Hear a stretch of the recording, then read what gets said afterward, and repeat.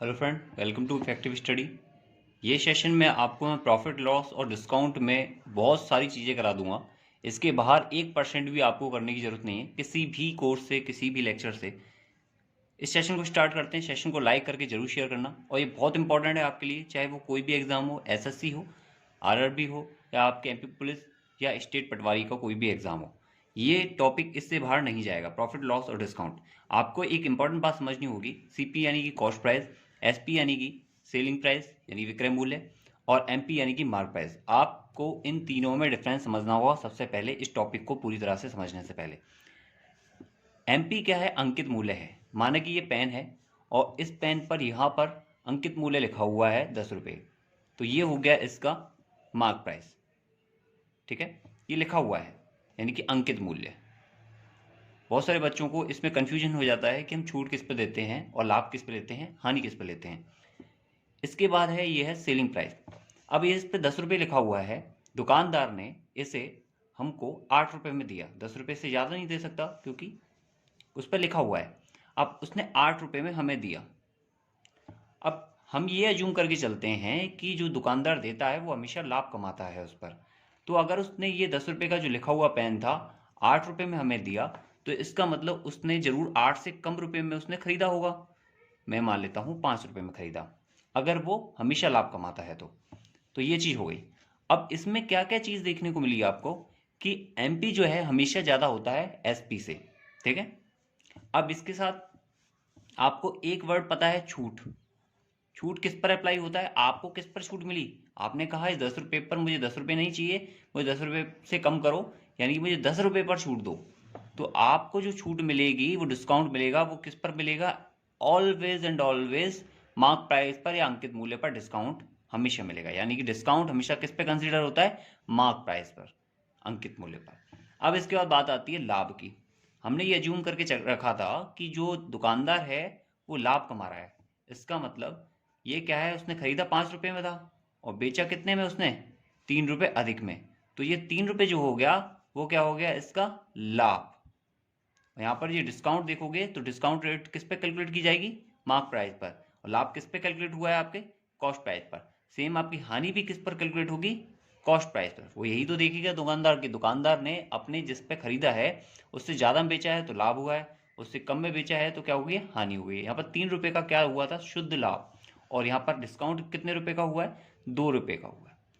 ठीक है, अब यहाँ पर बात करते हैं, इन क्वेश्चन में कभी भी नंबर टर्म में नहीं पूछा जाता, परसेंटेज टर्म में पूछा जाता है, और यही इस टॉपिक की खास बात होती है। ये परसेंटेज से इनडायरेक्टली कनेक्टेड होता है। चलो हम बात करते हैं अब इसमें। जब भी आपको ऐसा कोई क्वेश्चन मिले तो सबसे पहले सीपी, एसपी और एमपी को इस तरह से इंगित करोगे और उसके बाद इस क्वेश्चन को सॉल्व करोगे। फॉर एग्जाम्पल इस क्वेश्चन को लेते हैं। ठीक है, किसी वस्तु का विक्रय मूल्य 110 रुपये दे रखा है और 120% लाभ के साथ उसने विक्रय मूल्य कितना लिया है? 110 रुपये, यानी 110 रुपये में बेचा है। अगर उसको 120% लाभ हुआ है तो अगर 11% का घाटा सहना चाहे, वो चाहता है कि 11% हानि उठा लेगा, तब उसका विक्रय मूल्य क्या होगा? अब ये मान देखो आप, सीपी, एसपी, एमपी, ये एक बहुत बेसिक एग्जाम्पल है और मैं आपको हर तरह के एग्जाम्पल इसमें करा दूंगा। अब उसका अगर क्रय मूल्य 100 रुपये था तो 120% लाभ के बाद कितना हो जाएगा? इसका 120% कितना हो जाएगा? 120। लाभ है तो डेफिनेटली ये जो विक्रय मूल्य है वो ज़्यादा होगा, तो कितना हो जाएगा? 220 रुपये। ये बात क्लियर हो गई। अब 220 इसने बोला है कि यहाँ पर एमपी की कोई बात नहीं है इसलिए इसको छोड़ दो, लेकिन लिखना जरूर, क्योंकि हो सकता है क्वेश्चन में आपसे आगे चीज़ें करवा ले। अगर 11% का घाटा सहना चाहे तो एसपी क्या होगा? अब ये देखो आप कि 11% का घाटा सहना चाह रहा है, माना कि अगर वस्तु है 100 रुपये की और 11% घाटा सहना चाहता है, इसका मतलब ये हो गया कि 89 रुपीज़ में वो बेचना चाहता है। और यहाँ पर 220 रुपये की वैल्यू क्या दी हुई है आपको? 110 रुपये। जो हमारा 220 आया था अज्यूम करने पर, वो क्या दिया हुआ है इसने? 110। अब ये पूछ रहा है 89 क्या होगा? तो सिंपल सी बात है, देखो 220 है जब उस कंडीशन में 110 रुपये एक्चुअल मूल्य है, तो एक पर क्या होगा? 110 बटा 220। तो 89 पर क्या होगा? 110 अपॉन में 220 गुणा 89। तो इसका आ गया 2 चौके 8, 2 चौके 8.5 रुपये। क्लियर बात? यानी कि जब घाटा सहना चाहेगा 11% का तो कितने में बेचेगा वो? 44.5 रुपये में बेचेगा। ये बात क्लियर हो गई यहाँ से। इसके बाद चलो नेक्स्ट क्वेश्चन पर चलते हैं। क्वेश्चन नेक्स्ट है, इसमें बहुत इंपॉर्टेंट क्वेश्चन है कि अगर कोई पर्सन 5% प्रॉफिट में बेच रहा है, ठीक है, और अगर वो 5% की जगह 10% प्रॉफिट में बेचना चाहे, 10% प्रॉफिट में बेचना चाहता है, तो उसका क्रय मूल्य क्या होगा यदि इन दोनों के बीच में 35 रुपये का अंतर है, या फिर हम कहें कि जब 10% प्रॉफिट है जो वो 35 रुपये अधिक है 5% प्रॉफिट में बेचने पर। एक वस्तु है, दोबारा से सुनो एक क्वेश्चन, एक वस्तु है जो 5% में बेची जाती है, अगर उसको 5% प्रॉफिट में ना बेचकर 10% प्रॉफिट में बेचा जाए तो वो 35 रुपये अधिक में बिकती है। तो बताओ उसका क्रय मूल्य क्या है। अब देखो ध्यान से, इसका क्रय मूल्य हम मान लेते हैं 100 रुपये। बिना एक्स के ये क्वेश्चन हो जाते हैं। इसमें अगर 5% प्रॉफिट पर बेची गई है तो 5% प्रॉफिट के साथ कितनी हो जाएगी, मैं प्लस लिख देता हूँ प्रॉफिट को, ये 105 रुपये की हो जाएगी। अगर ये बेची जाती है 10% प्रॉफिट पर, इसका मतलब ये कितनी की हो जाएगी, 110 रुपये की। अब ये बोल रहा है 35 रुपये क्या है, अधिक है। अब यहाँ पर आप देखोगे तो अंतर कितना आ रहा है, 5 रुपये। लेकिन 5 रुपये अंतर पर सीपी कितना है, क्रय मूल्य कितना है, 100 रुपये। 5 रुपये अंतर पर क्रय मूल्य कितना है, सीपी कितना है, वो है आपके 100 रुपये। अगर एक पर देखोगे तो आप 100/5, और आपको कितने पर देखना है, 35 पर। जब 35 अंतर हो तो कितना हो जाएगा, गुणा 35, तो कितना आ गया आपके 700 रुपये आपका क्या हो गया, क्रय मूल्य हो गया। ये चीज़ समझ में आ गई यहाँ तक। इसके बाद चलते हैं इसमें नेक्स्ट क्वेश्चन पर। देखो ये बहुत अच्छे एग्जाम्पल्स हैं, मैं आपको पूरा टॉपिक इसी से कवर करा दूंगा और आपको कुछ भी करने की जरूरत नहीं पड़ेगी। नेक्स्ट क्वेश्चन देखो, इसमें अगर आपको बोला है एक व्यक्ति 5% प्रॉफिट पर बेचता है, अगर वो 5% प्रॉफिट की जगह 10% का लॉस सहना चाहे, मतलब 10% की हानि उठाना चाहे, तो उसे 30 रुपये का घाटा हो जाता है। 30 रुपये का घाटा हो रहा है।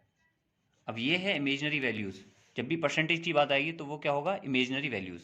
अब यहाँ पर आप 1 बाई 1 कर लो कि आपसे पूछा क्या है, क्रय मूल्य पूछा है। विक्रय मूल्य पूछा हो या कुछ भी पूछा हो, वहाँ आप निकाल सकते हो। मानो क्रय मूल्य आपका कितना दे रखा है, 100 रुपये। 5% का प्रॉफिट हुआ तो प्रॉफिट होने के बाद कितने में बिकेगी वो, 105 रुपये में। अगर वो 10% लॉस लेना चाहे तो 10% लॉस पर, यानी 10% कितना हो गया इसका, 10, यानी 90 रुपये में बिकेगी। अब देखोगे आप ध्यान से तो इन दोनों के बीच में डिफरेंस कितना है, 15 रुपये का। जब 15 रुपये डिफरेंस है, 15 रुपये घाटा हुआ है आपको, 105 से सीधा कितने पे आ गया, 190, ओनली 90 पे। तो 15 रुपये का जब घाटा हुआ था तो उस टाइम पे क्रय मूल्य कितना था, 100 रुपये। एक पर कितना होगा, 100/15, और गुणा आपके कितना पूछा है इसने, 30 रुपये का घाटा होगा, तब क्रय मूल्य कितना होगा आपके, 200 रुपये। तो इसको डायरेक्ट भी लिखना आप कि 15 है तब क्रय मूल्य कितना है, 100, तो 30 पर कितना होगा, 200। ये बार बार आप इस तरह से नहीं करोगे, ये डायरेक्ट प्रोसेस इस तरह से आप करोगे। इसके बाद इसमें नेक्स्ट क्वेश्चन देख लो, हर स्टेप में आपको करा रहा हूँ। ये बहुत इंपॉर्टेंट क्वेश्चन है और ये आपके एग्जाम में डेफिनेटली देखा जाएगा। 21 वस्तुओं का क्रय मूल्य, क्रय मूल्य को मैं सीपी लिख रहा हूँ। 15 वस्तुओं के विक्रय मूल्य यानी कि एसपी के बराबर है, ठीक है, एसपी के क्या है, बराबर। अब आपसे ये बोला है कि बताओ percentage profit oblique percentage loss क्या होगा। अब होगा तो इन दोनों में से एक ही, लेकिन होगा क्या वो ये भी पूछ रहा है कि परसेंटेज प्रॉफिट होगा या लॉस होगा। अब देखो ध्यान से, इस क्वेश्चन में क्या है, बहुत सारे बच्चे फंस जाते हैं।